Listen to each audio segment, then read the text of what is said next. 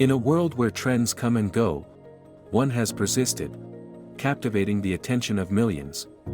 Vaping. From its inception as an aid to quit smoking, to its rise as a cultural phenomenon, vaping has woven itself into the fabric of society. But there's more to vaping than just blowing smoke. Smoking was all the rage till now. Now vaping has suddenly become the cool thing to do, specifically among teenagers and sometimes even in kids. So vaping basically is the use of e-cigarettes, where you are going to heat some liquid and inhale that liquid, similar to smoking, where you're going to burn a particular piece of cigarette and inhale the smoke. Cigarette will have the effects that we are all aware of. It is available on the internet. The tar, the carbon monoxide, the nicotine, the smoke that you inhale can cause your breathing tubes lining, the epithelial lining, to go for a toss. Your lungs get permanent damages. You can get cancers, you can get heart disease, and specifically, the very least, you start coughing. Okay, and due to thankfully lot of advertisements by all the actors and all the movie scripts and all, we know that smoking leads to cancer and smoking leads to a lot of breathing difficulty, asthma, COPD get exacerbated. You can get a lot of infections due to that. Patients come recurrently with recurrent lower respiratory tract infection due to smoking. So people are aware of it. Similarly, vaping just doesn't have the tar and the carbon monoxide. Rest of the things are the same. So you are going to get the same effect, maybe a little delayed. It won't come up within a year of smoke. Like if I have to say a year of cigarette smoking, I might get vaping giving me the same symptoms after 1.5 years or 2 years. So vaping is going to cause, if it has nicotine, it is going to cause you to have COPD. It will lead to your asthma exacerbation. It will lead to infections eventually.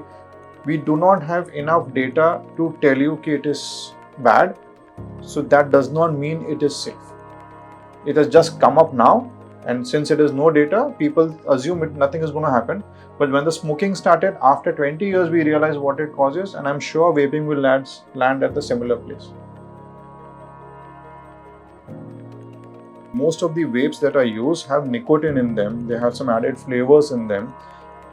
The nicotine is the most harmful factor in your cigarette, which leads to cancers, which leads to addiction. That is the most important thing. You want the second one, the third one, the more and more.